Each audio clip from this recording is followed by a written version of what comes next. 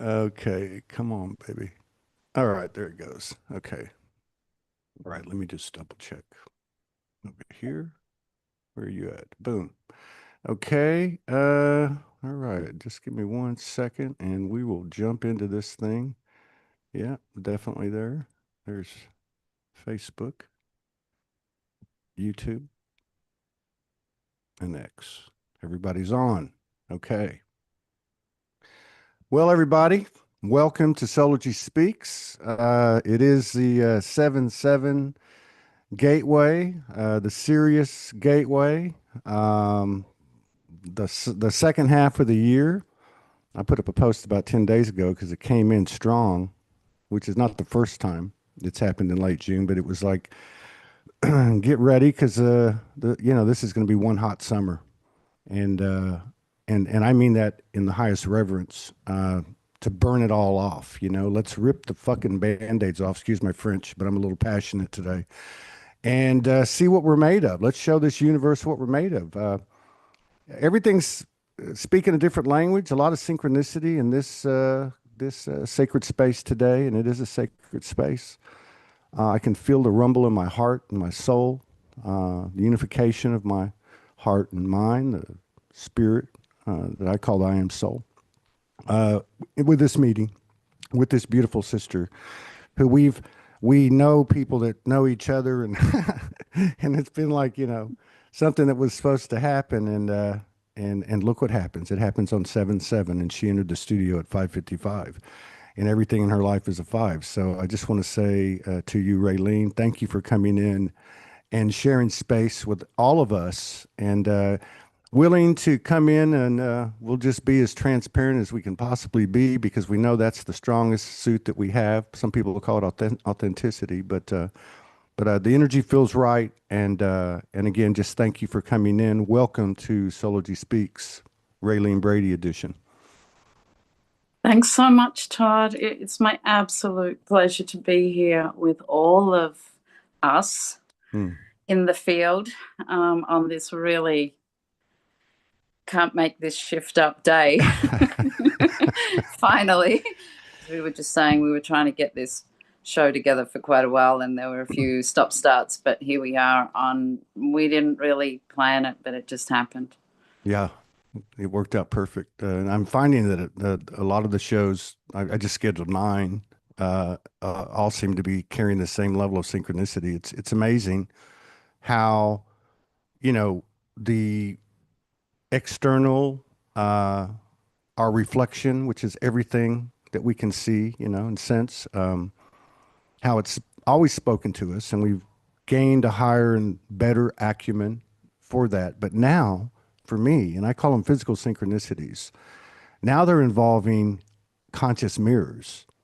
And although we may not have an explanation for it, we can affirm and confirm that it's happening. So I think that's the feel I have for this particular show.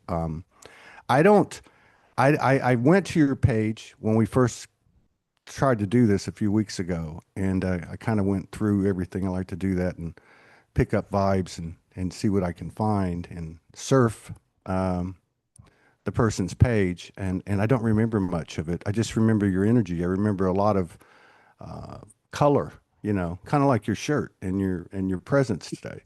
Um, and I'm curious because you carry something that I've seen in a lot of sisters that I'm going to guess that you started to get clued in a long time ago, and you probably had somewhat of a solitary existence in that part of your world. And went through a lot of the same things a lot of us did, which was estrangement from family and, being relocated and dislocated and so on.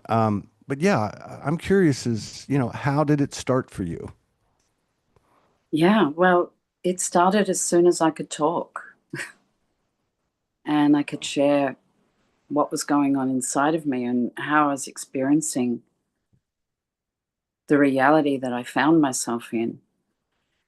Um, a lot of very psychic things were happening very young, a lot of prediction stuff. knowing that people were coming to the house, going to a circus with, hundreds of people and saying, oh, so-and-so's here and they're looking for us. There was all this stuff. My dad was very much into nature and camping, and we'd go off on all these journeys. And there was this time where I said, oh, we've been here before. And no, we've never been here before. And I described everything coming up around the bend. And that place was very significant to me. It's called the Great Ocean Road, and it's the Lemurian coast of the continent of Australia, next stop Antarctica. So, and later on, I had some incredible experiences there with cosmic eggs in a cave waterfall that flows into the ocean. And I was telling my mum about it. She goes, that's the place where you had that experience, and you said, we've been here before. So there was all this stuff going on really, really young. And my family are very open. My grandfather was very much into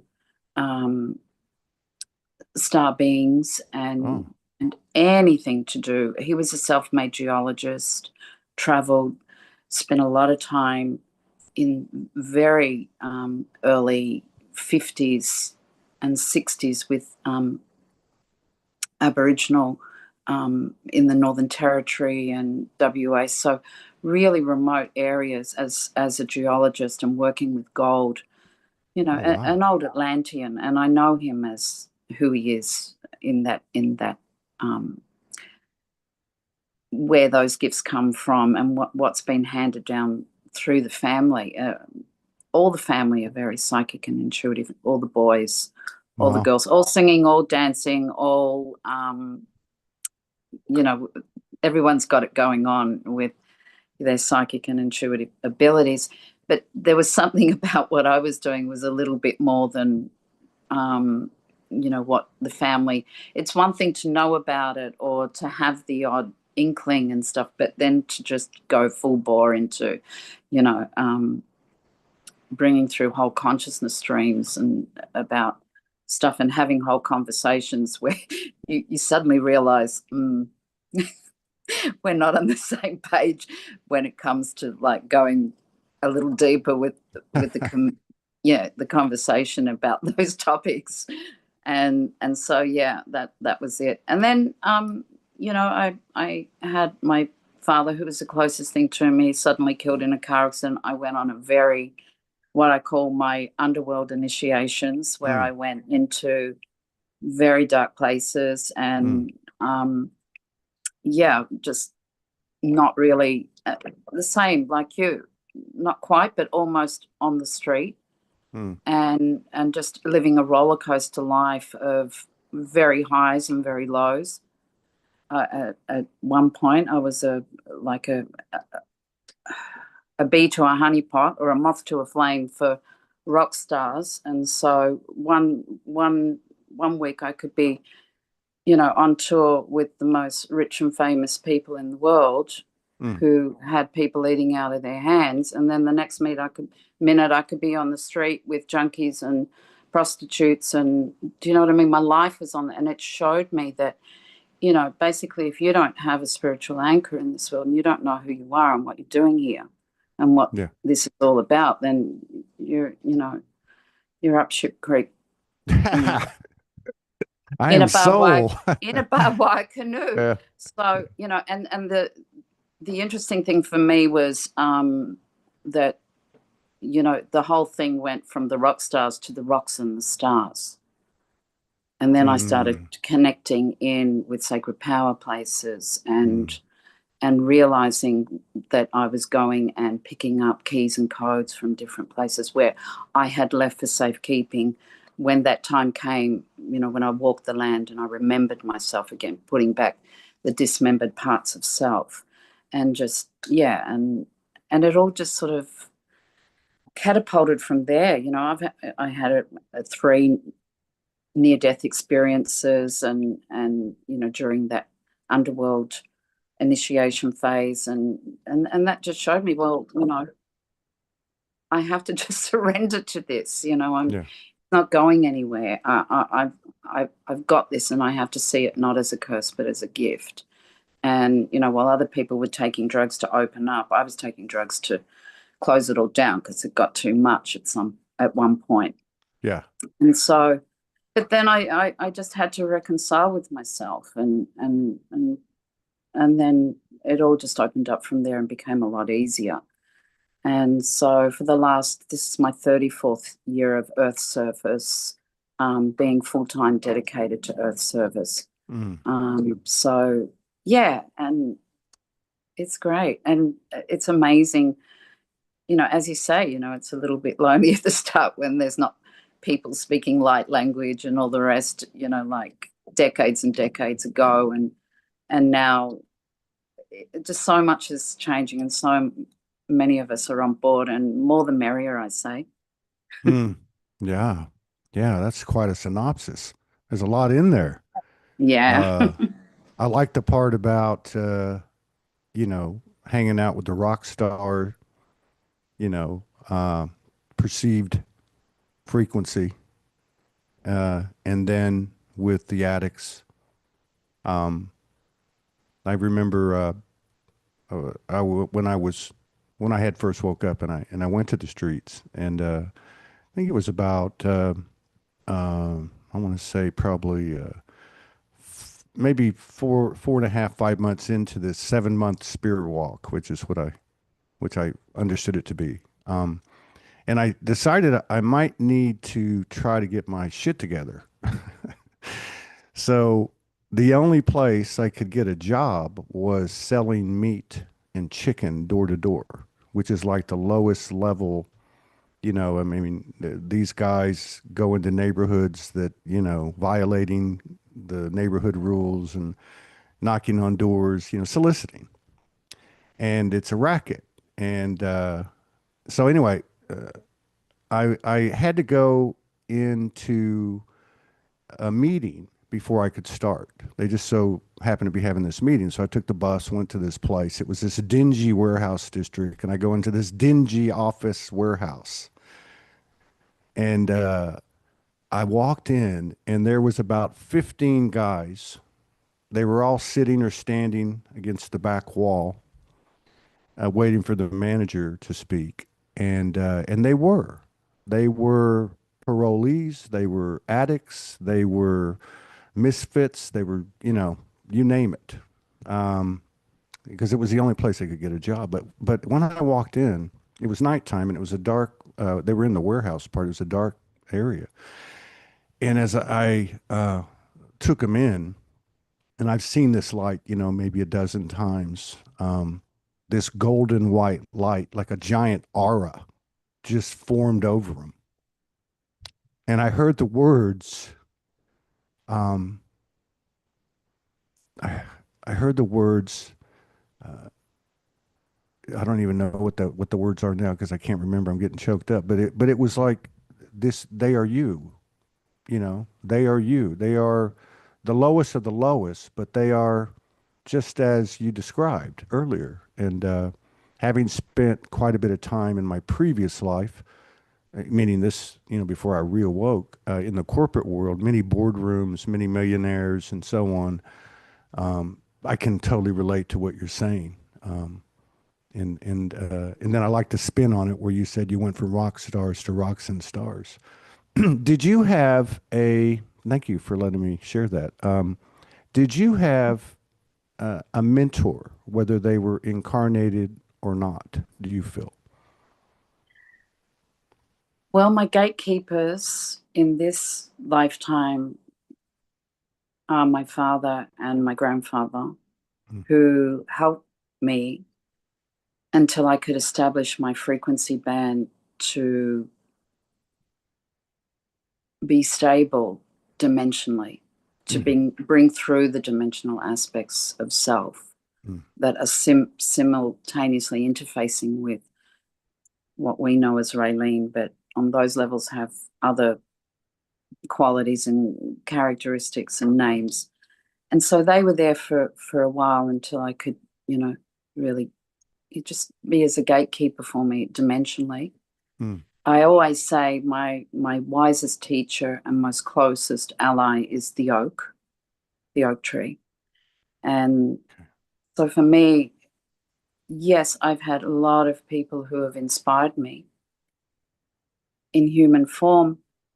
However, my main crew are in nature Yeah. and in the stars. We have a lot in common. I mean, a lot of people have come on the show over the years, and there's been galactic guides and other spiritual icons, and such elementals, and angelics, and I think most everyone that stepped on, come in here has had a little bit of everything, at least flashes. But I, especially now, I almost feel like after 14 years, it's come full circle. A lot of things have come full circle, and I started with the trees and the bayou, which is like a swamp river, Mhm.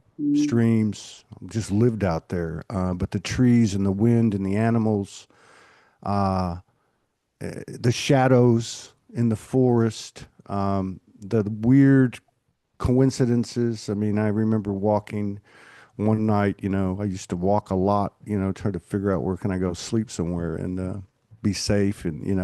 And I was walking across this field.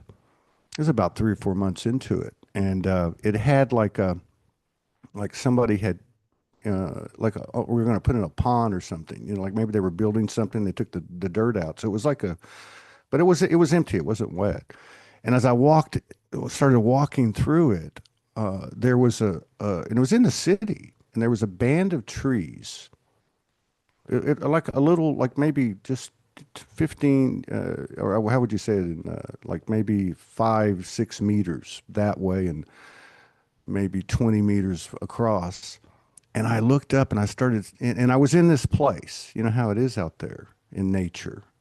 Uh, the thoughts have something to do with the um engagement. And so I glanced over at this flock of trees, and I see all these eyeballs, and it was a herd of deer in the middle of the city where I couldn't even see where they would even have a place to live unless they just stayed in that little bit of forest, all the time. But and I stopped and got on my knees, and I knew that nature was speaking to me. I knew the universe was speaking to me, and they literally start walking out, like, and just like, I'm not even like, so to me, having had some apparitions and galactic, angelic, out of body near death, I still find that the plants, the trees, especially the trees, the water, I'm here on the bay, the mother, the father mountains around the bay, and the mother's amniotic fluid, this holy place. And I used to make the joke on the show, all this time we're looking out here, and our closest, what would you call it, facilitators are standing right next to us. Yeah, and to add to that, a lot of I found I didn't realize because I started that way too with just attuning to trees and contributed to uh, a system of essences that are all Australian native trees. Mm, And councils came through by sitting with these trees, and what I call the Council of Council. mm, And there were 13 through waxing and waning moon cycles. And so when sitting and just automatic writing and bringing through that information, I noticed that the frequency changed. And next minute, I wasn't talking or telepathically communicating with the tree anymore. I was communicating with a star being, the very first star being I ever communicated with, whose name is Tidor, and he's from the Andromeda galaxy, he told me. And his first line was, timing is simply simply man's inability to just be. mm, And he said, say it like a mantra.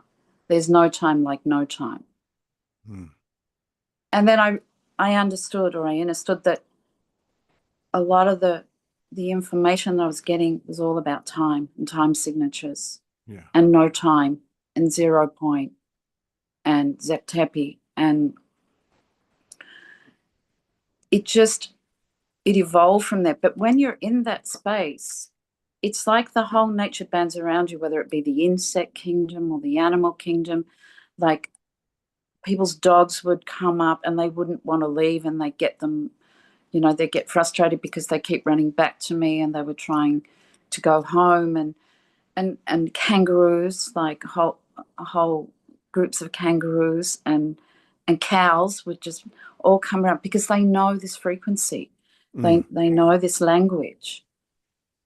And yeah, I can totally relate to what you're speaking about, the trees, but mm, also that, these groves of trees and these stone circles, they're also where the star beings can come in and drop their frequency enough to commune with people that are still stepping up into direct communication. And it's a way for them to start to get them um, used to them mm, and adjusting the frequency so as not to fry out each other's wiring because mm. of the different elemental and molecular structure involved in that.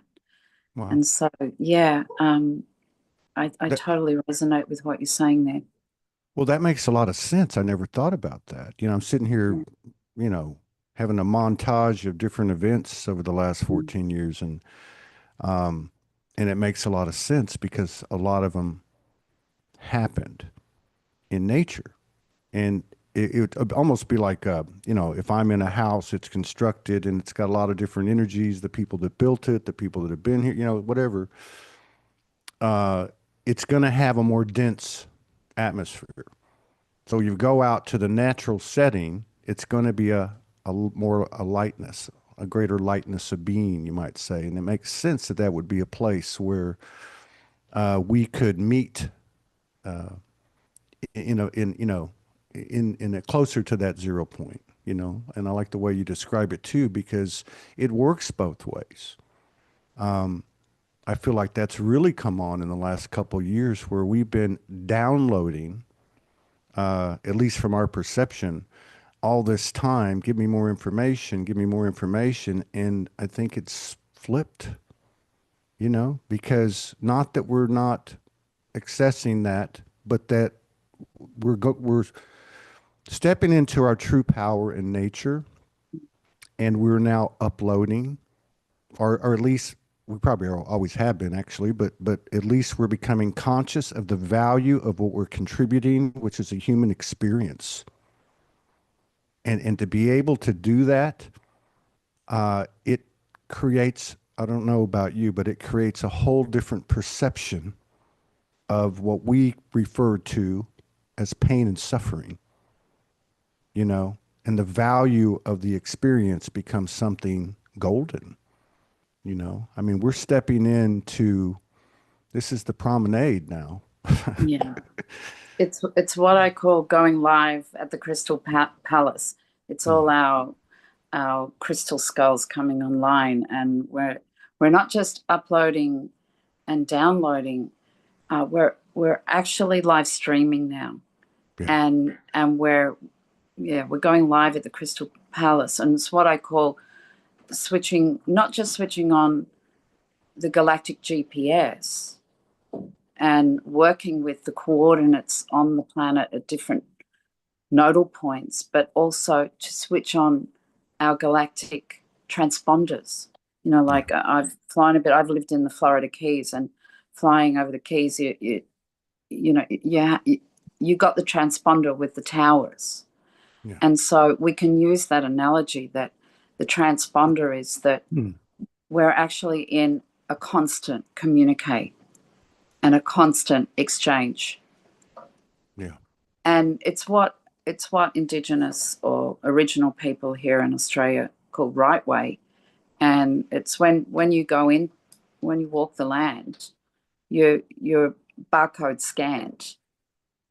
Yes. And I first had this experience in a forest in Poland. I lived in Poland, and made a whole range of essences from forests. Mm. And I was asking a question through automatic writing while sitting in this forest, and I happened to direct the question to a silver birch tree. And the birch tree answered by, let me scan you to best answer the question according to your consciousness as to what you can assimilate and absorb. I mean, I could give you an answer, but it, may go over your head or... So nature is always barcode scanning us to see where our consciousness is up to and what we're ready for. And we don't get, no more, no less than what we're able for consciousness-wise. And when I looked at the bark of the birch, then I looked at the silver birch, and it just looked like barcode. It just, the whole, Wow. if you know what a birch tree looks like, it just looks like when you scan, a barcode. So all the skin of the bark was just all barcoding, and it was like, it's all that, what they call the doctrine of signatures in flower essence making, and where you look for what is the signature of the resonance that is bringing the body back into harmony.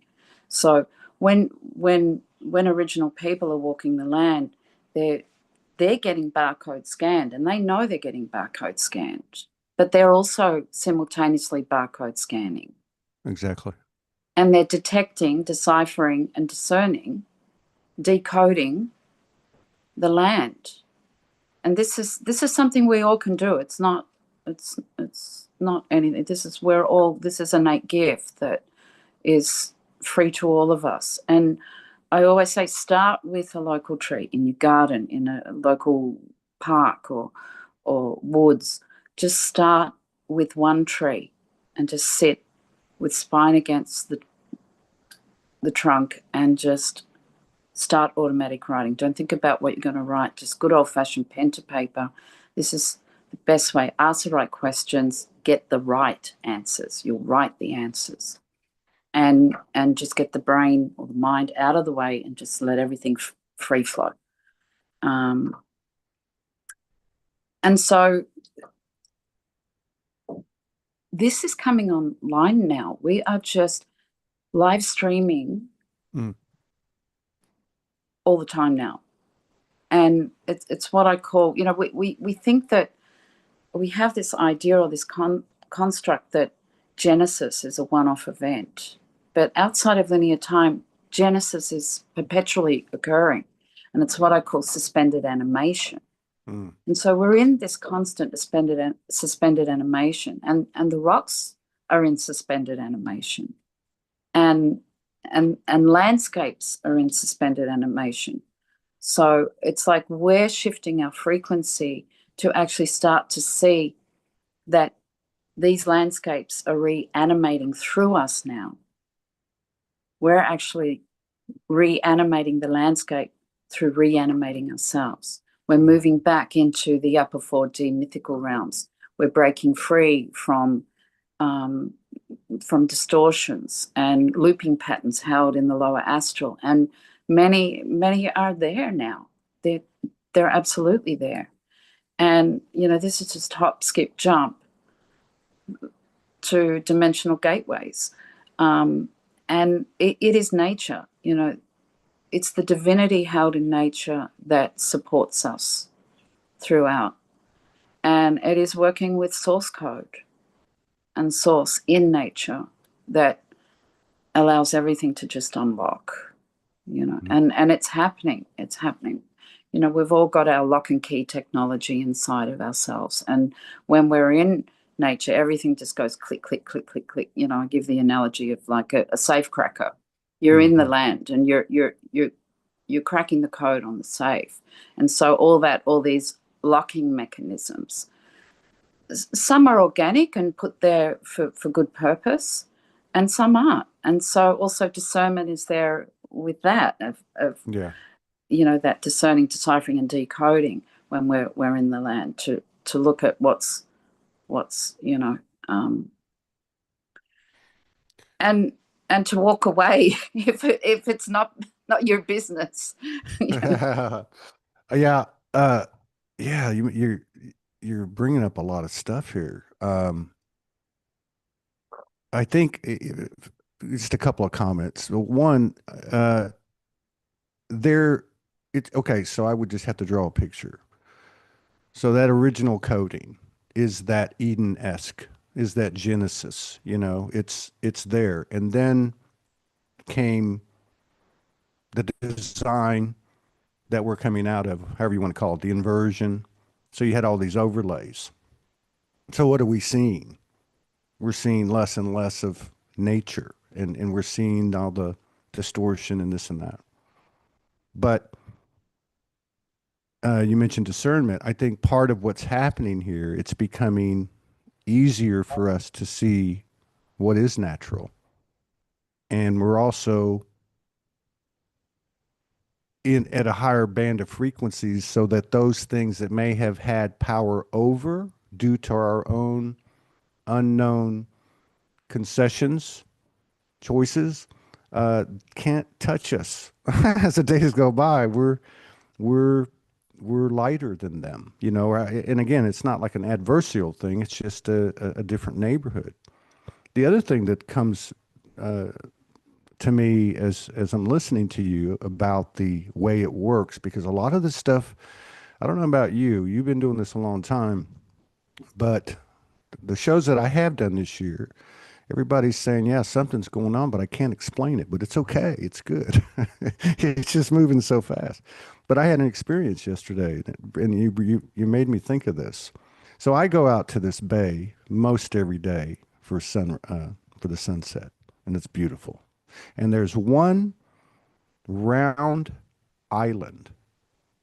It, and because it's on the left side of the bay, which I recognize, or at least it's shown me, this is the feminine, this is the masculine. It almost looks like a breast. It's protruding in that way. They call it Coral Island. And so the sun always goes down right where I sit, right on the center of it. And the colors are spectacular. I've done some videos and taken some pictures. So yesterday I went and sat in my spot, and I was there early enough, and the sun's positioning itself, and I can see the pinks and the blues and the aqua. I can see the colors start to come. I thought, oh, this is going to be great.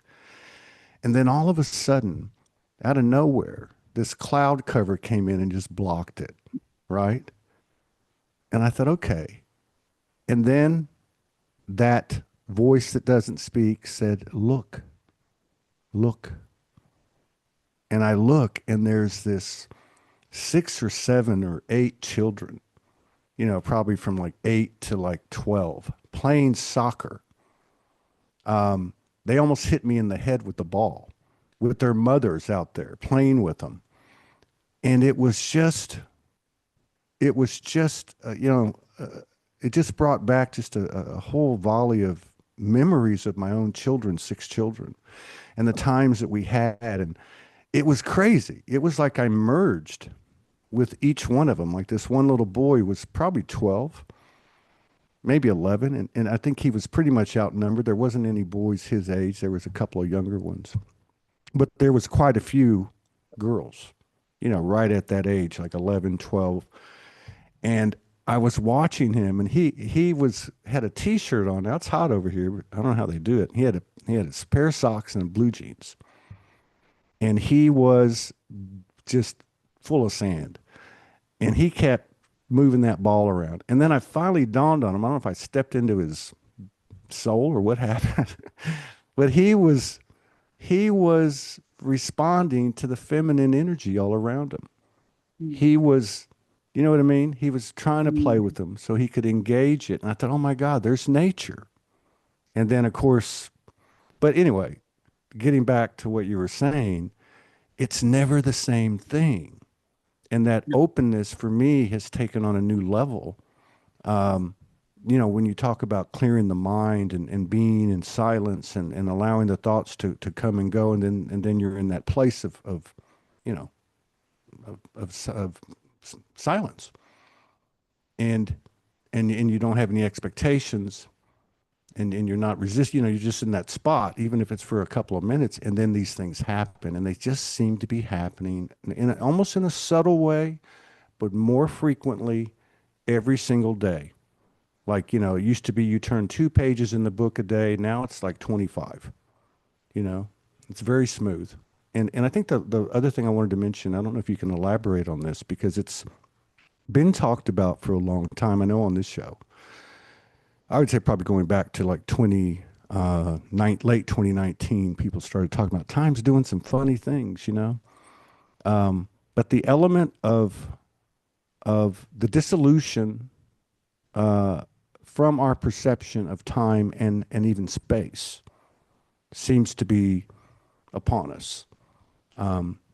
And that to me is a huge game changer. I always wondered why. Why is it the third to the fifth? And some people have different philosophies and narratives on that. But in the way I understood it was time and space is the fourth dimension.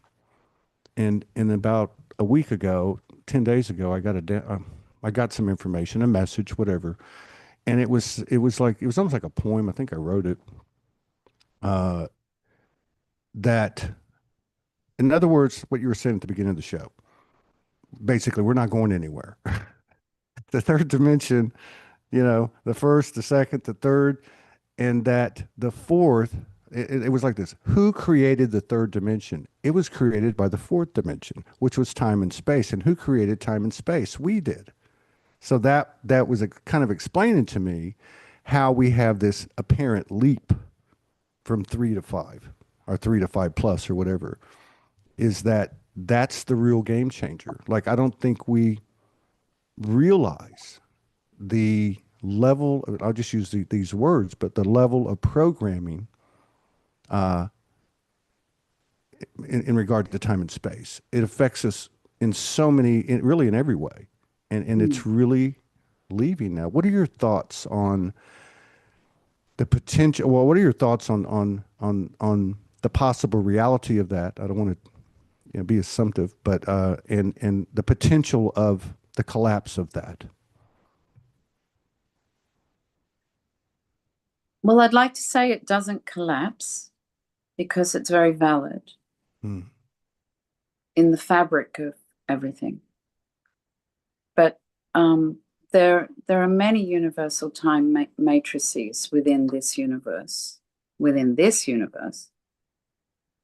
and time is experienced differently in each dimension. However, we have that innate technology inside us, so we can experience it here and now, and we can interface with it here and now without, in linear time, we're looking at geographicals and how to to put everything in its boxes. And it's a lot more fluid than that. It's a lot more simple than that. And as you say, when we move into, for want of a better word, altered states, Hmm. we're actually moving through several different time constructs. And this is all going on simultaneously. So it's not something that we're aspiring for. It's something that we are already naturally doing. But we're not placing our attention there. We're not placing our consciousness there. What I'm delighted to know that there is a beautiful language that we are deciphering in our bodies Hmm. through Schumann resonance, through solar flare spiking. And this is a language that's speaking to our bodies. The nervous system is our consciousness, and you were saying earlier about the amniotic fluid, and that's what creates our cerebral spinal fluid. So this is all really getting incredibly upgraded. But why is it getting it upgraded? Because of this transponder that we've switched on to communicate with Mm. the solar flaring and the Schumann resonance, which is the biorhythms of our Gaia Galactica, of our mother. Mm. And so here it is not that these things are happening to us or even for us. It's that it's in direct response to us. Yeah. It's meeting us where Mm. we're at. And this is again what I was talking about, the barcode scanning and seeing where you are in your consciousness. But these consciousness streams, we're sending them out and we're receiving them in this way. So it's not something that's happening to us. It's in direct response with us communicating, and we're learning this language. We're learning the mother tongue. And recently I've had a lot of traveling and working with the star mirrors and the star maps and the star clocks, and working with the mother codon of Lyra, who Lyra is our mother board of our DNA.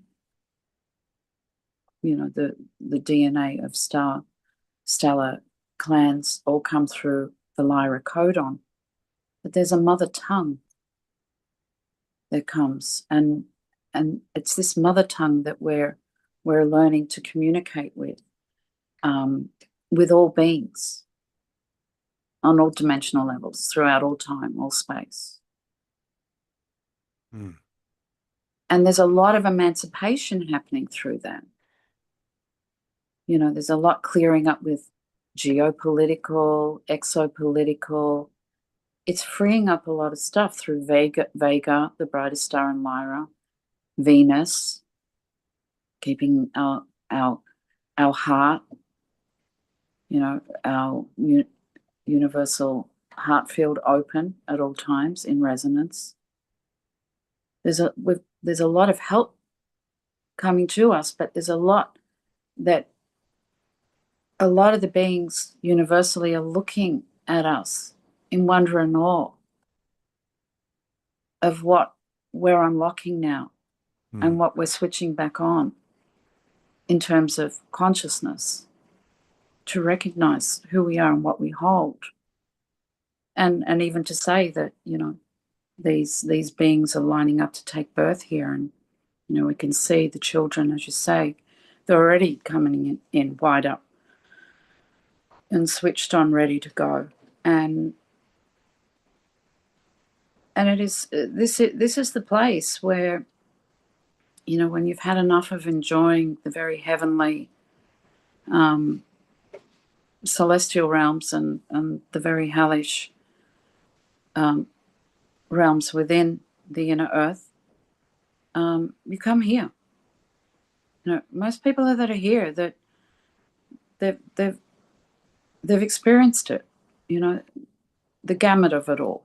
Yeah. And, you know, they've been on a merry jig all over the universe, and they've got to the point where they've signed up for this to come here. And it's like, well, you sure you want to go there? Yep. Are you sure? You sure? Yep. Are you Yeah. sure? You sure? You sure? Are you sure you want to do it that way? Yep. Okay. You know, the gift of the divine is that unconditional. Mm-hmm. You know, we have that minute free will, and you know, God knows we're using it. But there is divine will, and when we remain source connected, then it doesn't matter where you are. Yeah. You're source connected. So even to go beyond stellar brethren and go beyond, you know, cosmic and galactic and universal, source connected, then you can go anywhere. As you said earlier, it's like she's got it, he's got it. We don't need to test them. We don't need to be standing at the gateway and what's the magic password to get with, you know, because they know. It's the unspoken law of they got it. Yeah. They know who they are. And Yeah. they have free reign now within these realms. Yeah. Very well. And the veils are dropping. The veils are dropping. You know, And there's a lot of nodal points all over our planet that are pineal portals that are opening up that consciousness, and that we were able to move into the brainwave patterning of our planet and remain within that rhythmic pulse that connects us galactically and cosmically to that brainwave patterning. And we're going up an octave in the spiral. We're octavating, and we're octavating nonstop now. Yeah. And yeah, we're in it. We're in it. And even those galactic cycles, and the yugas, and in Egypt, it's the cycles of the five sun is their galactic model template for that. We're doing what's never been done before. We're doing it in a body that's never been done before, not in Atlantis, not in Hyperborea, not in Lemuria. We're doing this where we're reconfiguring all the templates, all the blueprints, all the gold prints. And as we do that, all the living libraries and the Earth Core oracles are being upgraded. Yeah.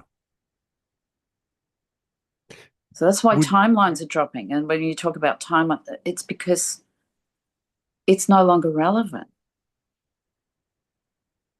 Would you say, or is there a direct relationship? I mean, for me, these past 14 years, one of the first things that I was shown on the streets was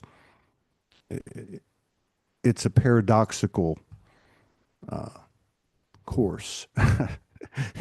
Both sides of the equation are true, and there's these parallels that are, I guess we call it zero pointing or whatever. But my question is, we talk about veils a lot.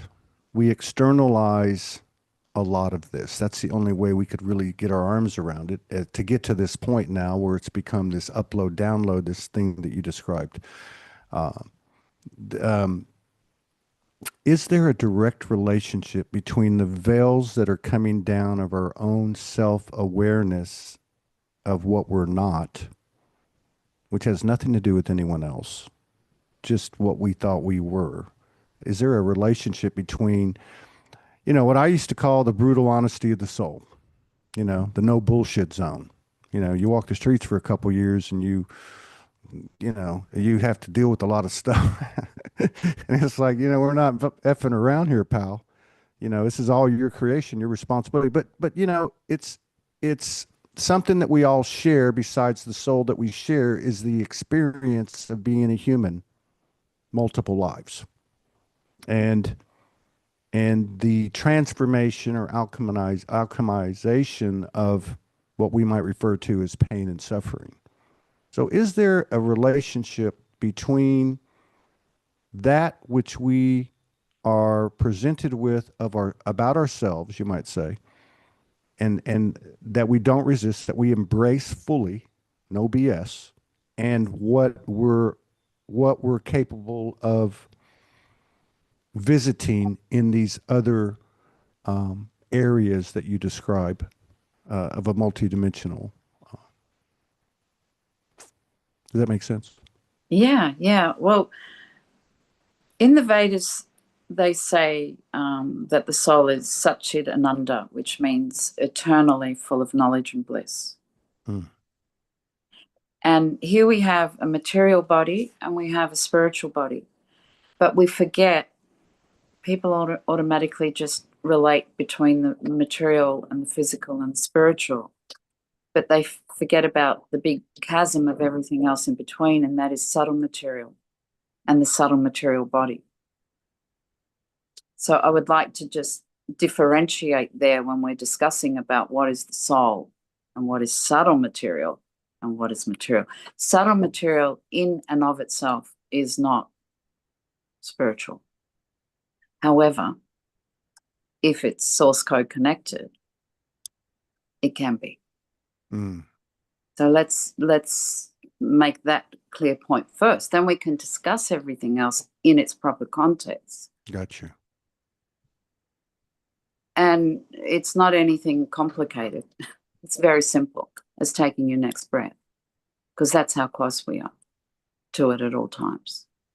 Yet we have all this other stuff, so much stuff in between. And it's great. It's a stepping stone. Like, I would never say I'm from this star system or this planetary system, because I'm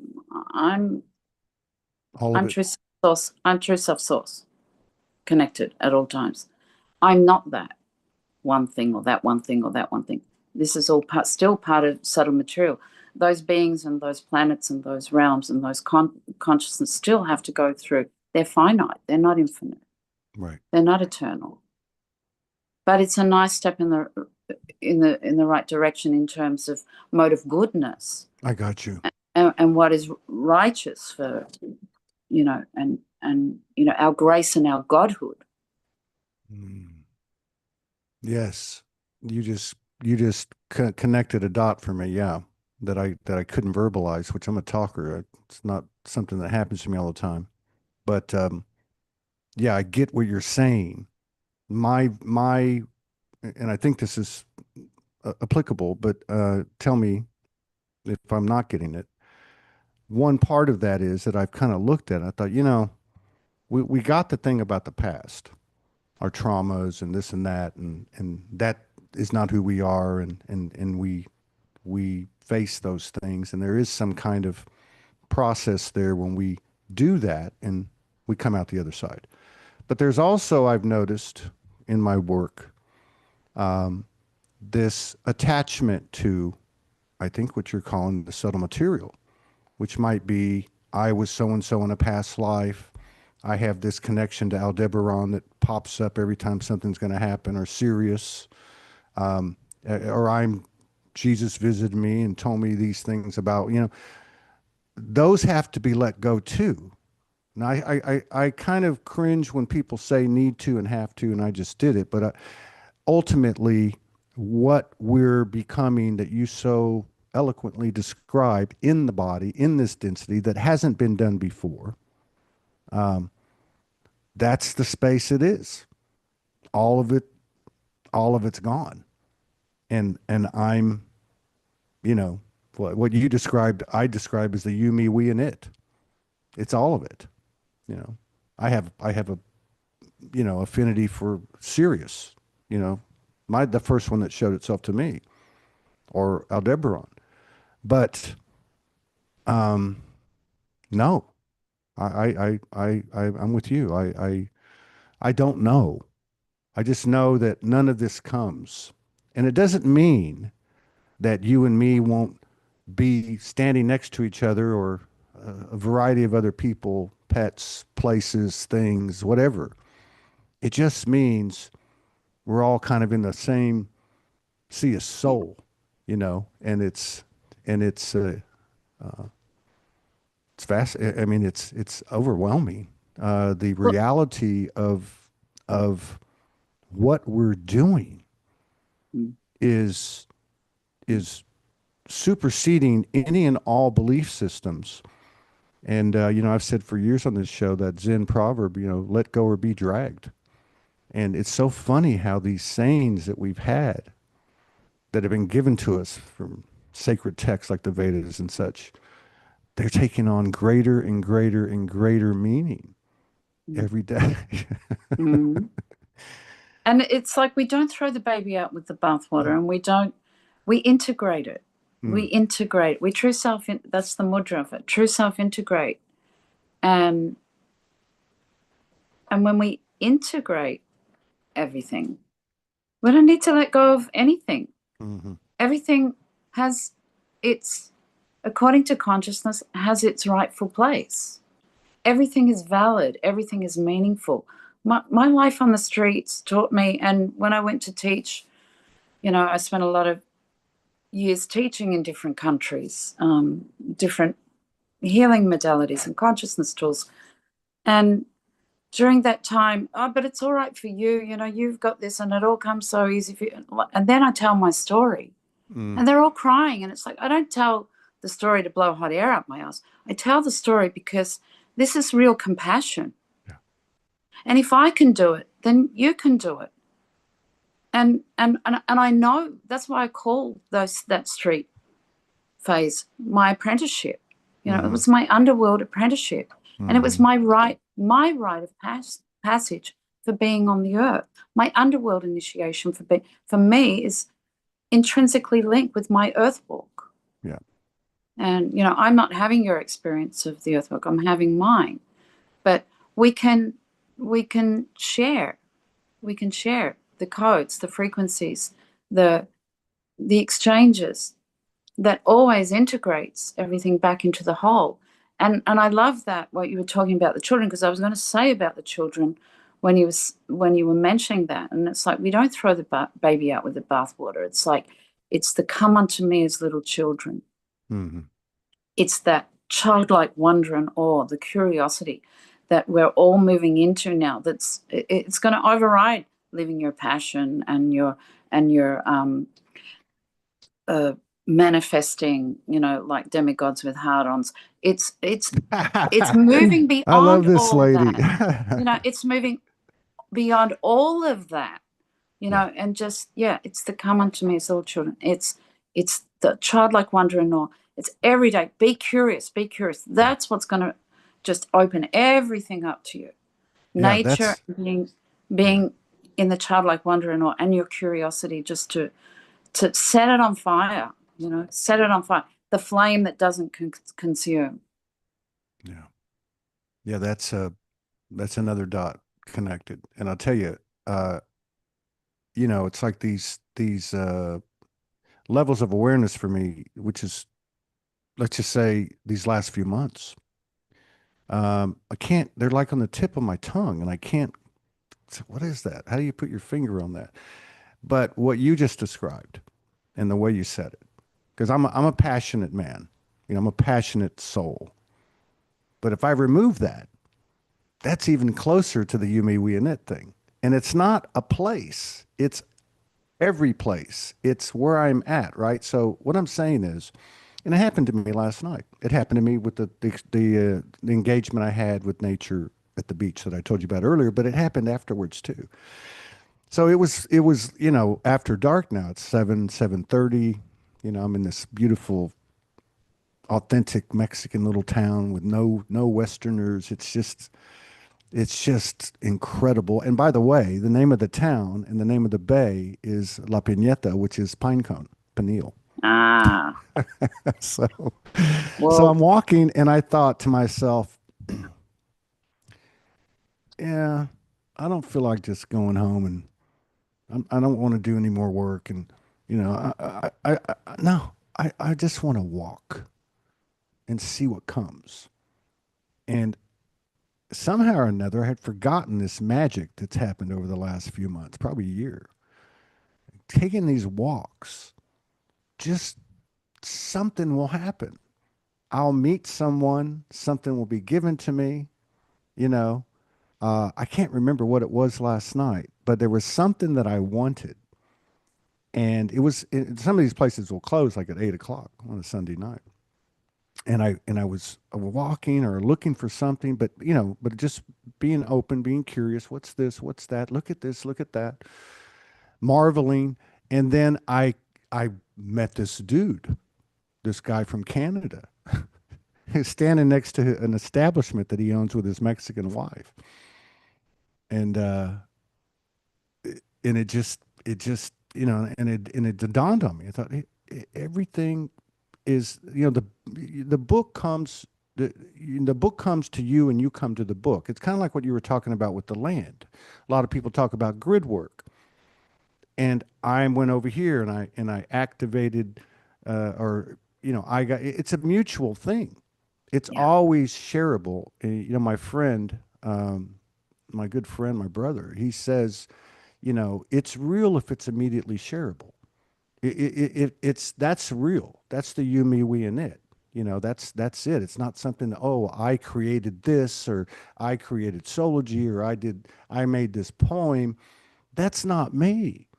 I'm just tapping in, Mm, like every one of us. And there's something. to it in terms of what you were talking about with the Genesis thing. It's not just in nature, it's actually, it's us, it's like Yeah. this walking story. And you mentioned that too. The, we can look at the indigenous, and I had the last show I did, I did it with the son of the chief of the Toltec Nation, and he lives south of just north of Mexico City in a little town where they've got these pyramids, and he lives in a town that's part of the pyramid, thing. And he was talking about their culture, and it was exquisite. But it was all oral tradition, and that's how I see something else that you said earlier. You mentioned the sharing thing. Like there is something about the throat chakra to me because it has elements of a physicality to the physical senses, but it also has an invisibility, like a non-physical. And it's our heart, and it's all of it that we can express, through a tone or through a song or through the words or the story. And that's what I'm seeing. That's what I love about this show is to hear people's stories because the code's in there, even if they don't explain it to you. And in fact, I feel like it's more of, and that's not what they say, even though what they say may be beautiful and eloquent. It's it's them. It's that mirror, it's reflecting me, which is not an egotistical statement. It's reality. You know what I mean? It's these words that we've said. Oh, what's that old saying? If you don't see God in everything, you don't see God. You know, and this is reality. This isn't some pipe dream or new age bullshit. This is overriding all this distortion and apparent illusionary craziness going on in the world. That's just falling flat now, like water off our duck's back. It's not weighing us down anymore. Uh, and this might be. I always try to. I've always tried to like represent everyone from where I'm sitting. Um, so my question is, and I know that you've worked with a lot of people. Um, it it feels to me like this is happening anyway. Like, let go or be dragged, but this is happening. It's bigger than all of us. It's you, me, we, and it. And at some level that we're maybe not all of us or any of us or whatever comprehensive enough to gather it.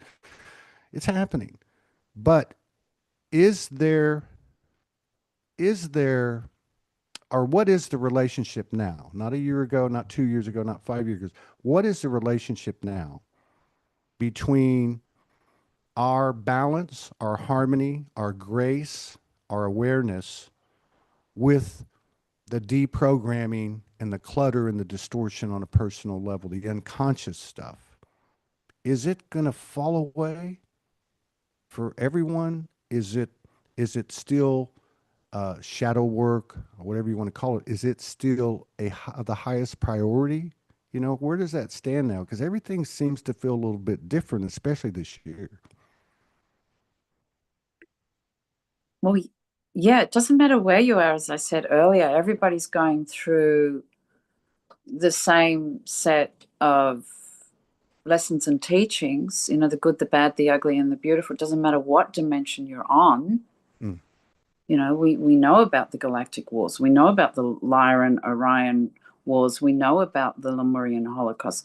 We know about this stuff, that duality exists throughout, but in more subtle to detect ways. And and it's where we place our consciousness as key, and holding true to source and source code no matter what. And just I feel that, in our audience, that there are a lot of, we can go into many different levels of this. For example, there are many in our audience that are experiencing being able to bear witness and remain the observer in the field while things are going on around them, the shit show. And still, just stay true to self and and source connected. There are those that are holding that now and anchoring and alchemizing, and it only takes that one step to do it for the whole of humanity and all beings residing on the surface and the interior of our planet. It only takes that one step. So if we hold that in mind and just to know that our reactions are our contributions to the Earth Mother, you know, and we can be responsive to her calling, or we can go along kicking and screaming all the way. We are made up of the same elements of her. So we're here, we're going through it with her. The earth birth changes are happening for all of us. And you talk about the throat chakra, like the throat chakra it's the higher chakra for the womb gate, and the womb gate exists in male and female. And it's our creatrix. So I'll keep talking and hopefully Todd will come back. But it's our creatrix, the womb gate. And the throat chakra is where we express. It's our instrument, it's our divine instrument. And so it doesn't matter what comes out of your mouth. It's what you're vibrating when you're speaking as to what people get, what people will receive. And so we're going through this state now of we're starting to recognize things in ourselves through vibrational discernment, vibrational coders. It's what I call reading between the lines. You can read a book and you'll be getting downloaded as you read the book. You'll be reading an article. And that's why I say to people who read my articles and go, I can't understand what you're saying, but there's something about it. I can feel it. And I just say, keep reading. Sometimes I need to read it 4, 5, 6 times over before I get it as well. So, there's that also, that there's that symbiosis that we're all coming together now and we're all experiencing.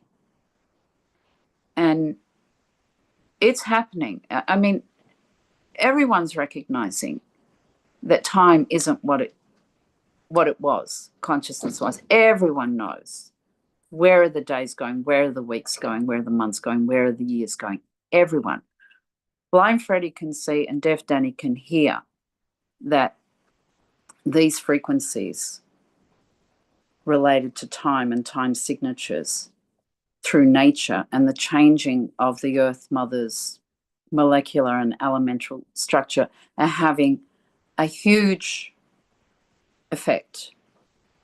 And the whole constructs that we've subscribed to fall away when we move from panic to panorama. And what's the root word? Pan, nature, the nature god. So all this is just moving,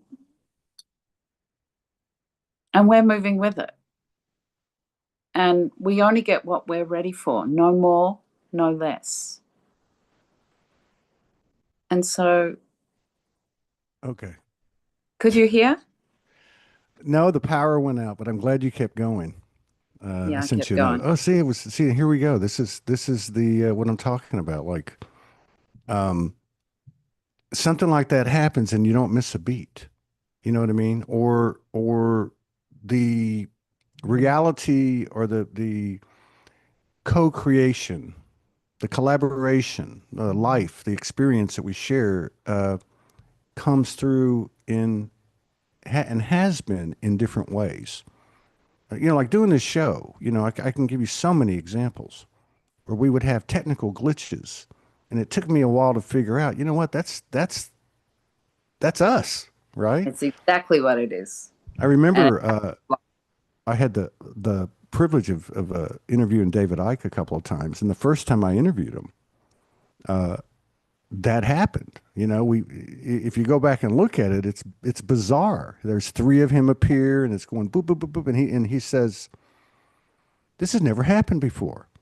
This guy does like 250 podcasts a year, but it was the energy of all of us, not just of him, not just of me, not just of us. It was all of the people that were there, and I got it really clear. And I remember the other thing he said was, because the first question I asked him, I'm sure he's normally talks about the topics that he does, and I said, this is the audience that you're talking to. A lot of them have had wake up experiences like you had, at Machu Picchu, and what can we do, right?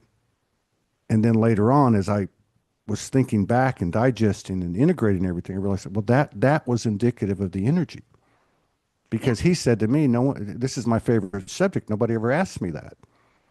But it was all of us. You know what I mean? And so just like right now, I just went out. I didn't freak out. I was like, I'll send her a note. Um, and then I popped back on and said, and you said, "Did you hear all that?" Well, that's why I named it on my post, that we're going to be freestyling in the field, because that's exactly what I'm talking about. I'm talking about us now going live at the Crystal Palace, live Mm, streaming, I and we're got you. just bringing it in all I the got time. you.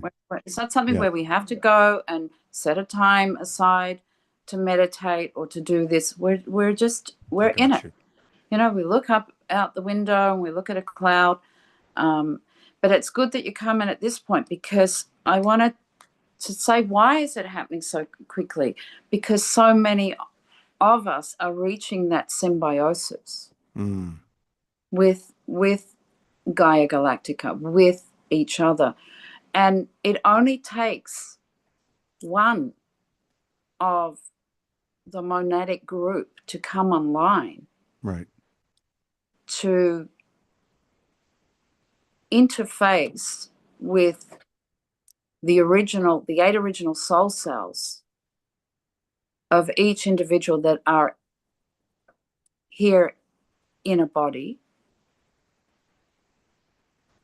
to send out and get the transponders connecting, I got you. to bring them up. Like I was saying about my grandfather and my father, until I was able to reach my level that I came in wanting to achieve. And then, so this is how it is with our monad. We're all influencing those ones that are still coming online now, still not just waking up, coming online. Many are here, but they haven't arrived yet. Gotcha. And this is how we arrive. And it's through our monadic groups that we're sparking off each other, Yeah.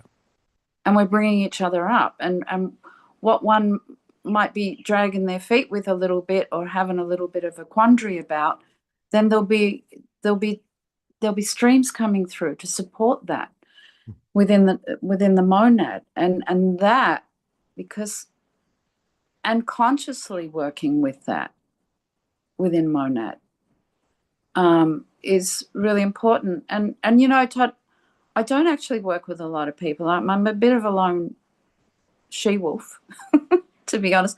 I'm a hermit. I don't leave my house. This year I've been pushed. It's only the grid work that gets me out.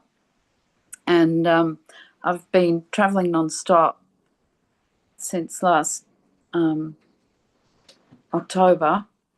But yeah, for me, I tend to, I won't answer my phone for days. I'm very insular a lot of the time, because I'm in this interface. I'm in this, Don't and feel like I the love. lone wolf.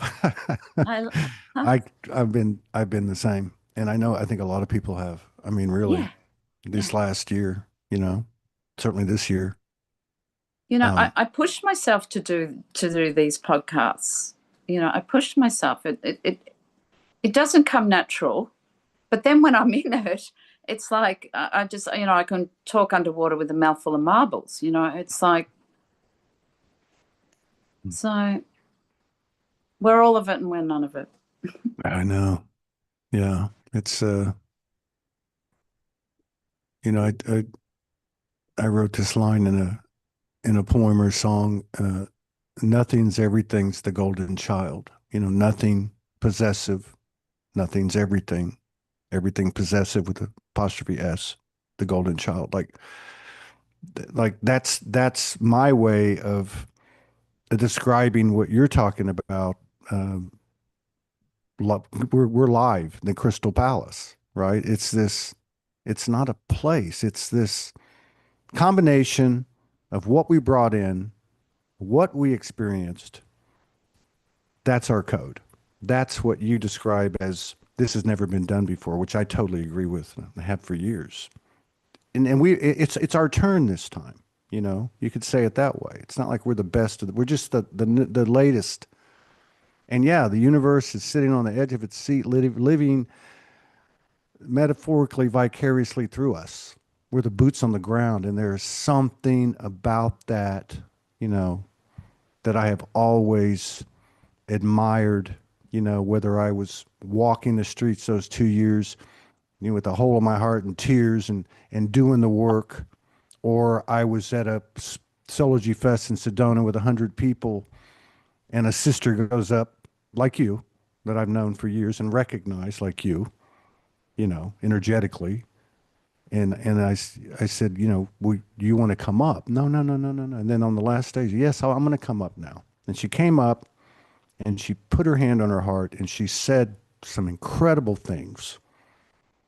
And I walked out of the tent and I look over and six Black Hawk helicopters come from around the mountain and fly right over us. And I knew, and we Oh, all did, that's, you know what I mean? Like, so from the low end to the high end, if you want to use those terms, like you were talking about the addicts and the rock stars. That's what I heard when I went into that room. They said, "You are no better, you are no mm, worse." mm. And poof, the golden light, and I'm like, "Holy shit, this must be the place I'm supposed to be." But yeah, I mean, I That I was talking about those black helicopters yesterday actually, and I was I was living in India, mm, and I got this guidance to go to um, the polar circle wow, and to make an essence on the summer solstice, so the sun doesn't set, it goes down to the horizon, comes straight back up. There was this little waterfall between Sweden and Finland, right on the polar circle, and you know, we were hitting some resonance, our crew, wow, and yeah, it's like you're in the middle of the forest, and there's this from nowhere a black helicopter, unmarked, starts circling us because we're lighting up the dragon nodes, when the nodal access points, which they have access to and they register. yeah, And that's as simple as I can say it. yeah, And yeah, it's real. It's yeah, real. yeah. That's so important. Um, the way that you explain that, you know, I used to say, you know, I respect everybody's reality. And again, it takes on a greater meaning because I realize today there's much more to that statement. There's all kinds of streams out there. There are all kinds of them. And it's all of the you, me, we, and it, you know, and there seems to be some type of relationship between accepting, and not just saying, you know, you can't just say it because you can't BS the universal, you know. You know, we've talked about embodiment and this and that, but to really say, yeah, I can relate to you because I've been there. You know, I went down you mentioned the inner earth. I remember those 2 years, the very beginning of those, I'd say the first 6 or 8 months. You know, you're walking in a physical world, but you're having a dimensional experience at the same time. And I can remember that constantly I'm coming up through these tunnels over and over and over. And it took me a while to realize I was coming up from the bowels, you know. But like you said, with such reverence, you said that was my training. That was my Yeah. boot camp. That was you can only go as high in degrees as you've gone as low in degrees. There's no leapfrogging, there's no Mm. shortcuts. This is the work that we do. Mm. And God, it feels good this year, regardless of what's still coming and going. It feels lighter. It feels more relaxed. It feels Oh, yeah. it feels like fucking A, man. Let's have a parade. We Doing are the we work, are you we're know. badasses. I mean, Right. and it's not cockiness. It's just like wow. Like you said, which I've heard a lot of people say it, which it was even said to me from the mother was, you know, you knew what you were getting into, but you didn't know exactly. You didn't actually know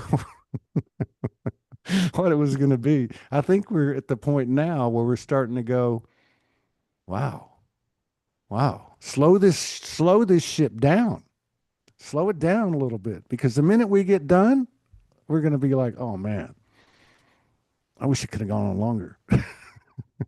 Yeah, well, the beauty is it doesn't stop because we're infinite and there's infinite ways to know and experience ourselves. And even within the underworld, I'm still in the underworld, Hmm. but I'm in the underworld now with the benefit of my true self.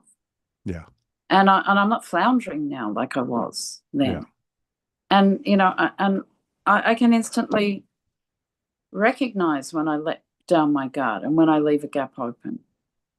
And, you know, with those realms. And and helping others to do, like kind. There's still work to do in there, and it's not just hellish realms inside. There's heavenly realms inside. There's Shambhala. There's the spiritual dimensions of our earth right here within our planet, and it's what's happening in the intradimensional realms, which is lighting me up now. Everything within our oceans and our yeah, our inner earth, all the stargates are opening up inside our earth, all the portals are opening up inside the interdimensional realms, and the 2D telluric realms is interfacing with so many dimensions, particularly the seventh dimension. hmm. And this is where our cetacean brethren all come in. And I mean, that's a whole nother thing. If you get me started on water, I mean, water and me, Yeah, we won't stop live streaming. But it's all happening. We are the way of water, and yeah, and we are that living plasma, um that is just, we're bioluminescent now. yeah. The water thing is huge. I mean, it's just freaking huge. And being away from the water for a while and then coming to Mexico, I've been fortunate enough to be on three different bays. The level, I mean, I can sit out there for 3 and 4 hours and I used to I love music and I used to put my music in and but it was probably within a couple of months. I can't even listen to the music. I still can't. I'll listen to it when I come home. I'll listen to a little bit, write some music or poetry. But and the other thing I've noticed too, and of course, again, we hear these things all the time: stay hydrated, drink water. But I'll literally 2 or 3 times a day, never fails. I will be functioning, and I have a pretty good routine. I juice every morning. I drink water, but I might have a couple extra coffees, or I might have a beer, or, something that dehydrates me. But I'll feel a little bit off. It might be mental, it might be emotional, it might be physical. And I'll just hear, go drink some water. And I'll go Yeah. down 6 or 8 ounces and all it's like magic. Of course, I'm aware and co-creating with it. I'm speaking to it, you know, but it's like boom, it's like wow. Yeah, the water is, you mentioned plasma. To me, it's it's the same thing, I don't know. Mm. For me, it's like the plasma is. So if I used to refer to it as the holy darkness, which is the mother's womb. Mm. The mother told me, years ago, or that the Yumi in it told me, we're going to give you 90%. All right. The other 10, nobody knows. Not even the mother knows. And that's where the womb is. And to me, that is the 0 point. That is where we create. There's a clean slate. It's just not a big white room. It's black. And that's what the Velvet, water, velvety black. yes. And that's what the water gives me. I Yeah, sit out there, or if I even have a little dipping pool, and I do it every single night, you know, and I sit there, and uh, and it's like, even though I'm in what some might call an artificial, you know what I mean? It's not the bay, but I can still connect. mm, And that's one thing I've learned in the last year about the water, because I was up in Canada, on the border of Canada, and there was a bay there, and I would go sit there every night. And one night I counted them. 36 seals came. Like you get the call and they're like, go walk to the end of this pier. There's nobody out there. It's cold. I walk out there and all of a sudden I see all these little eyes and they're all around me. And what their message was, and I didn't know I was coming to Mexico. The message was, when you transmit here, it goes through the water. It goes everywhere, right? And the next thing you know, I'm in Mexico at a bay, and that's it's it. all, yeah, yeah, but Bays are great. Bays are great because they're they're where we can bring in a lot of the water memory codes are mm, held in bays. And so when we sit in bays, I've got a bay just down the road, and all resident stingrays that I go visit, my stingray family. I adore stingrays. And but bays are like holding tanks mm, for liquid light. Okay. So this is information. yes, And so when we go to these larger bodies of water, the ocean and bays, we're receiving bigger waves of information. And the whole thing with the water, I always take sometimes when we're getting a lot of um, consciousness streams, and it's really um, jarring to the nervous system, which is our consciousness. Um, the Celtic sea salt, you can drink and drink and drink and still not quench your thirst. yeah, Just a few of the crystals of the Celtic sea salt, and immediately the cells are able to open up, because our cells are 99% water. yeah, and empty space. Exactly. And, I mean, macro, it's macro, like micro. the atomic, like, the mother is the space in between. That's the way I see the water. But you're right about that, because I remember reading that I don't know, a few months ago, and and they were talking about, you can't just, it's not just about the water. You want to hydrate, so you put the salt. So I went and got some, and I put it in my juice. Yeah. God, And people say, how's the quickest way to connect with nature? And I said, go pee. Go pee in nature. If you're out in nature and you can pee in nature, pee in nature. Don't use a toilet in nature. Go behind a tree, go pee in nature, go in the water, download your codes, I thought I was the only one that did that. pass I, it wa- on. No, because that's how I nature's. I wrote a book about all this. This is how nature knows there's another one come on board. This is how nature records and registers the consciousness, and who's willing to be a team player and work with nature. So this is, for me, I say to people, the quickest way, you want to sit under a tree, automatic write. yeah. If you want to get information consciously, if you want to get the codes and the connection, be in nature, download your codes. So Um, whenever I'm with my groups, I say, we're going to download some codes now. So everyone just goes and they know, that's because beautiful. that's the quickest way to get that place to get your coding Well, no wonder. Okay, I didn't know that. Did or you say you exchange. wrote? I Exchange. didn't. Yeah, I would have to go through these. I'm a man. I mean, so, but I mean, so it's something that we've done since, but what I've noticed is I will go behind a corner or a tree or something. Uh, it's pretty easy to do here. There's not a lot of people, and I got a pair of shorts on or whatever. But I would talk like, I'm not being disrespectful. Like I knew there was some kind of, like an animal marks its territory. It's part Yeah, of the process, right? So exactly. yeah, It's like the doggy, you know, the grapevine. It's what's happening. yeah. What's happening in your world. You're leaving your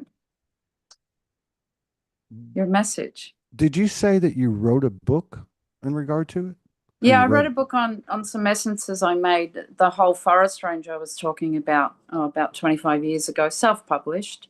Uh-huh. And I'm not very good at promoting myself, or I don't have a website or anything. Everything's on a need-to-know basis. People find me.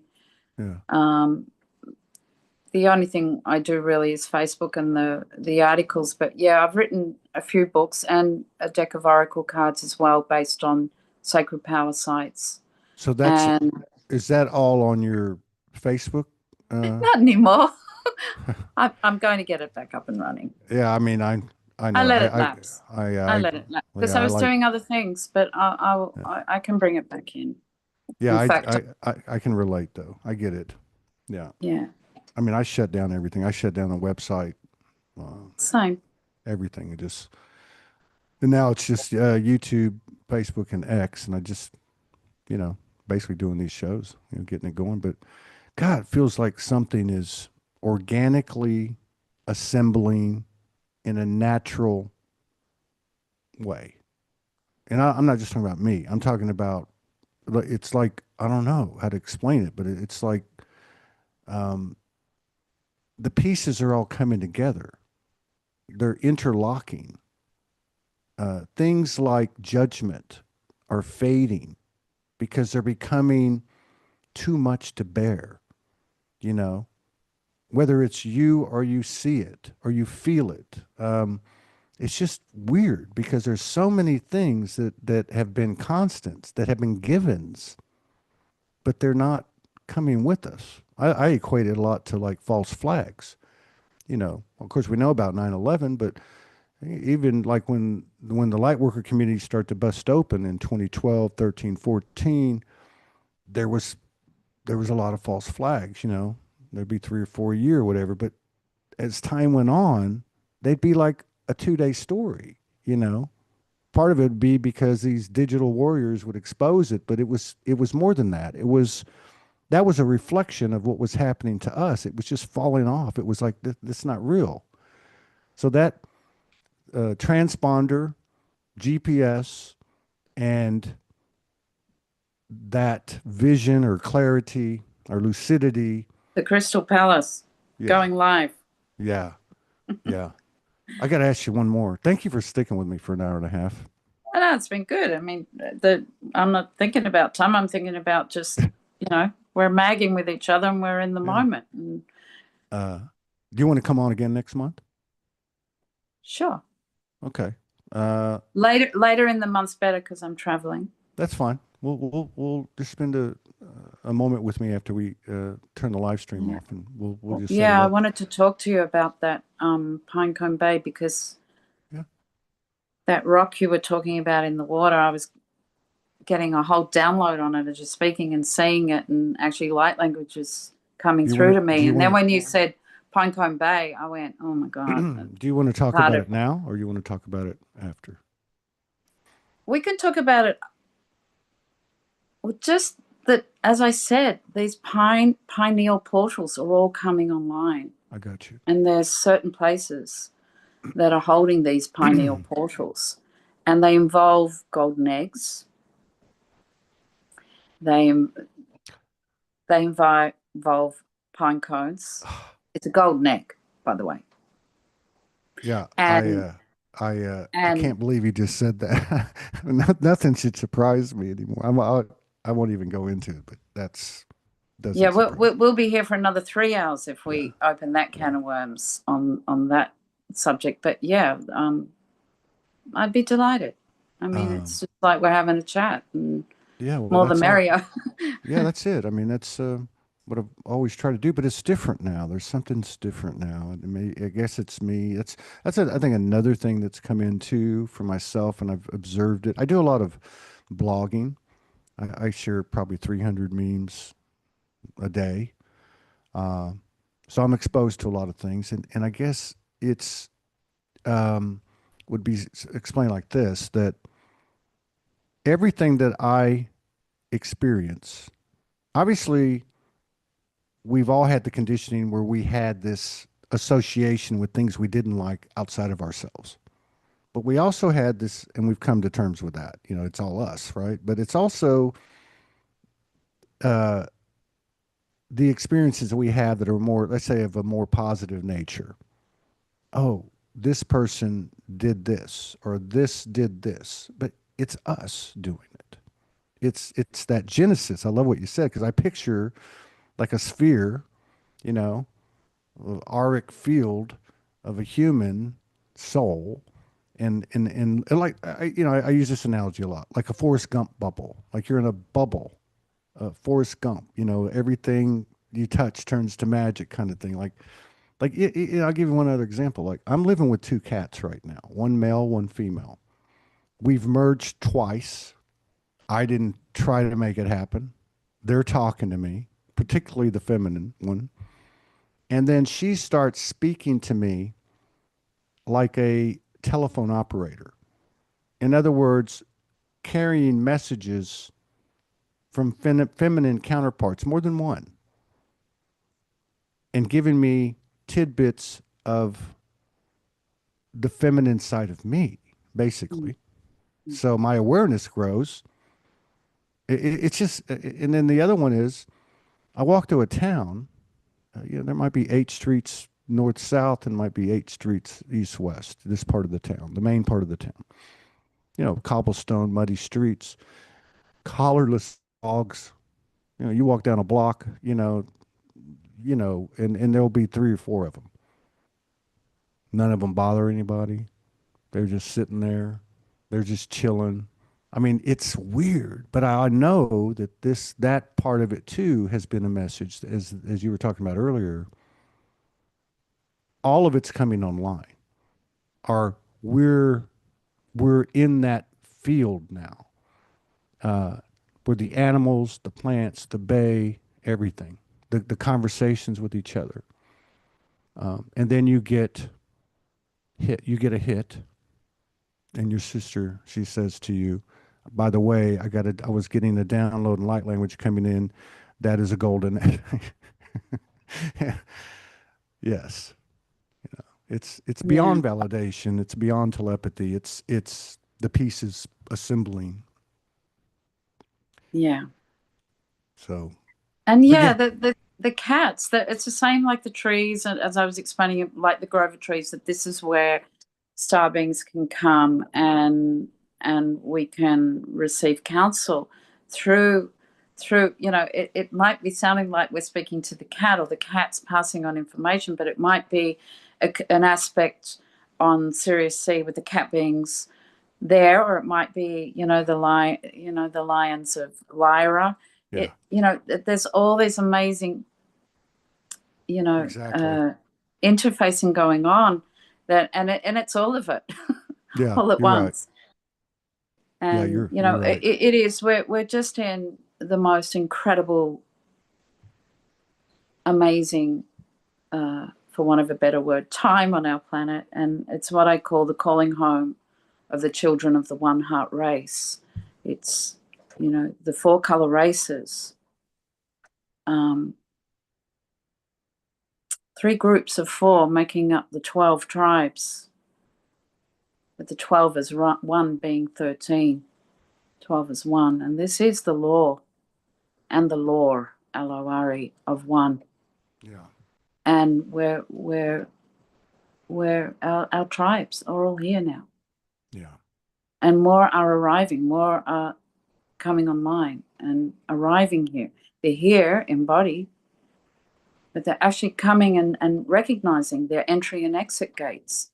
And they're switching those transponders on through the entry and exit gates. And that's allowing them to stay within their womb gate. and not abort mission, not misconceive of themselves, true Yeah. self. And it's beautiful. Yes, it is imposing. It's not imposing in a bad way. I'm saying it's a force. It's Mm, such a. mm, I mean, I like I said, I spend a lot of time putting memes out, and I don't just put anything out. I try to be conscious of it. And I'm human, and there's an evolution to it. But I like, I like to laugh, and sometimes I make, not sarcastic, but like borderline, and I'm realizing that that's going away. Anything diminishing this experience is going away because this is like we thought we were the shit house, right? But we're not. We're the penthouse. yeah, But we're that yeah, paradox, that yeah. paradoxical, Yeah, And so we're yeah. we're learning more and more that we can we can utilize everything that's here to serve our benefit. And I mean, it's a crude example, but I give the analogy of, let's say, nothing's set in stone. It's this Genesis thing Mm, as well. Like it's not a one-off event. It's not set in stone, and neither are our interactions within our fields of experience. And it's what I call opening up to, as you were saying before, it's like a bubble, but it's spherical consciousness. yeah. When we start opening up to our spherical consciousness, and then time starts to become spiralic rather than linear, and we can move, and that's the octavating part that I was referring to earlier, moving up octaves and bringing things down through octaves. This is a descension process as much as it's an ascension process, because we're Absolutely it is. we're bringing it to the earth. And the crude example I get is like, manifesting things, and you know it's not that you have to receive the shit sandwich. If for some reason you take a wrong turn or you make a wrong decision in that moment, it's like, I give the example of a vending machine, and you put the coin in the slot, and you wanted a juice, but instead you get a can of Coke, and you're like, oh, well, now I have to, partake of the can of Coke, but you don't. And quite likely, as you were saying, like, just things are happening around me when I'm going out or I'm walking, and it's just these connections are happening. Mm, The example is, behind me is standing someone with the coin, and they wanted the can of Coke. right. Right. And then so they hand you the coin, you get the Coke, and you get your own shoes, and you go off on your merry way. And this is how we're learning to experience it. Nothing, we don't have to accept all of these things as set in stone, and that we have to go through all these karmic retributions. And Yes. this is all part of the lower astral looping mechanism stuff, and the reincarnational cycles, the trapping mechanisms. And that's why things are experienced so differently now, because a lot of us are freeing ourselves from that mindset, from the mind locks that were Yeah. placed all over the planet. Yeah, that was where my question was going in regard to the shadow, in regard to the process. I will say, you know, I I received a message that there was a 12-year, and you brought up the 12 and the 13, which is all over my early journey. The 13 grandmothers, the 12 godfathers of the earth, everything. And I always wonder about the 13. I'm glad you explained that. Um, but oh, I forgot what I was going to say. Um, I don't remember. Anyway, yeah, this has been great. Oh, I did want to mention this. Somebody on YouTube would like to know where they could find your book or books, or is They're out that of print at the minute, but I am working with a sister here who's pushing me, because she says, oh okay? my God, every time I catch up with you, it's just like a galactic treasure house. And there's so much information that, you know, we're putting, basically what we're putting together is content where people can just go in and learn at their own pace and Yeah. experience and Yeah. absorb in their own pace, and just set stuff up with some of the stuff that I'm consciousness tools that I'm sharing. So I will include the books and stuff when that's up, but at the moment they're out of print All right. because Well, far out. I let everything lapse. Yeah, I can relate. Believe It's me. like, yeah, I've done that. It Yeah. was 25 years ago, and I would probably be revising with the Yes. consciousness of now for me. Um, those books. Yeah. That's yeah. So when we get back together late next month, whoever that was, I don't have it pulled up now. We'll have more information on that. And that's what I was getting at was that I received this that from December 21, 2012. Um, so basically the winter solstice, 2012. 12 years go by, and then we come out the other side.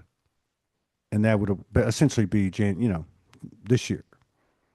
And that's kind of the demarcation line. That's where everything, you walk out and like, oh, everything's different now. What the hell's going on? And it's subtle and it keeps building and building and building.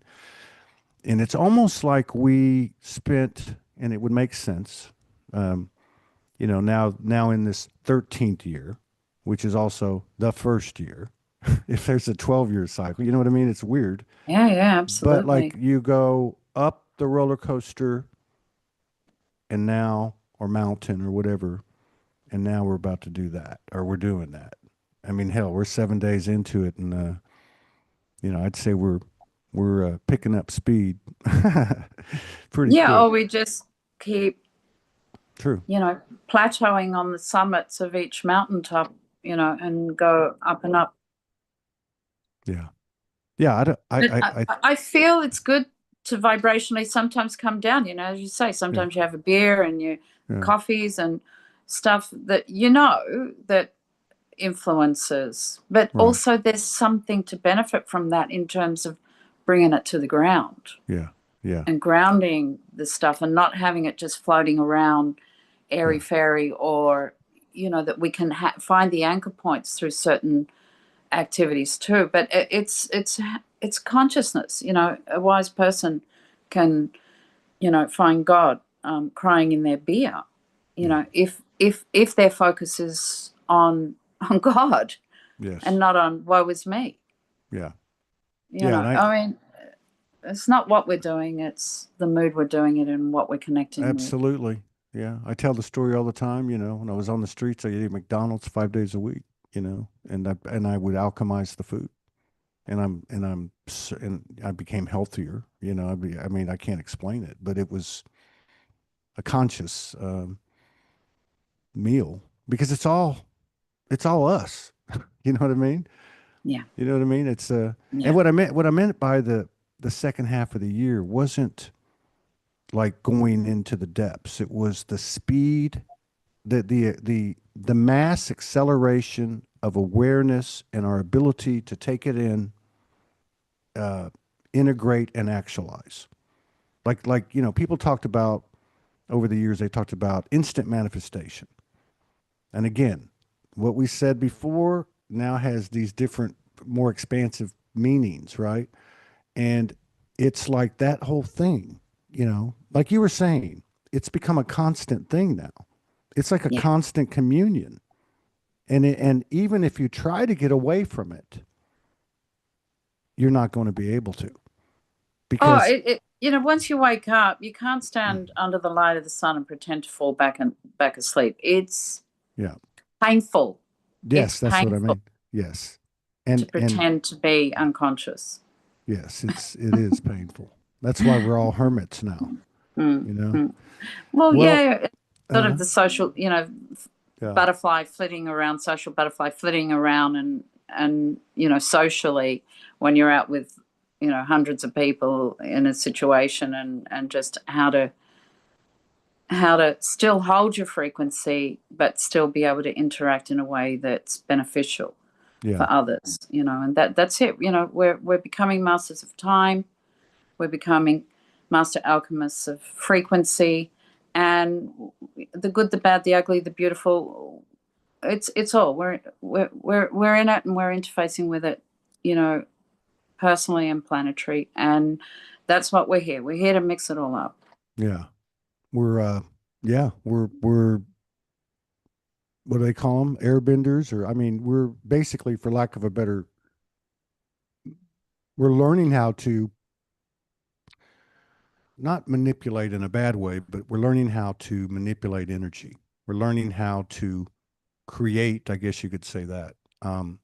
But it's not the old math and the old geometry and the old language. It's a whole different thing that's innate within us that, that is like the onion, the stuff's coming off of us by force or flow. Um, okay. Well, listen, everybody, we've almost gone 2 hours, and I don't We want to could be impose. here for three days by the sounds of I, things. With honestly, how I love doing long shows. I've done quite a few of them, 2, 3, 4 hours, and I'm certainly open to that. I didn't expect this. I'm just getting back into it, but yeah, I will definitely. We'll schedule something right now if you cool. can, and I will just put a note on there that we're going to do a long run, or potentially, if it feels right, because there's a lot of stuff you can get into, and I think it's a worthy uh, thing to set the intention for. So, Yeah. uh, thank you everybody for joining us. We will Thanks be back. everyone for hanging in if you hung in. We will be back tomorrow with Annette Kirkwood, and then Gordon Malore Wednesday, and Michael Muir from Australia, and then some more shows later in the week. But yeah, thank you for everybody for coming in. Thank you, Raeline, for sharing space with Yeah. us and opening up transparently and in a down to earth fashion, which I always find to be quite impressive with people that have absorbed such a massive amount of intelligence and still in a physical body. But thank you for coming in, and I look forward to late next month getting together. Okay. Beautiful. Thanks, Todd. I look forward.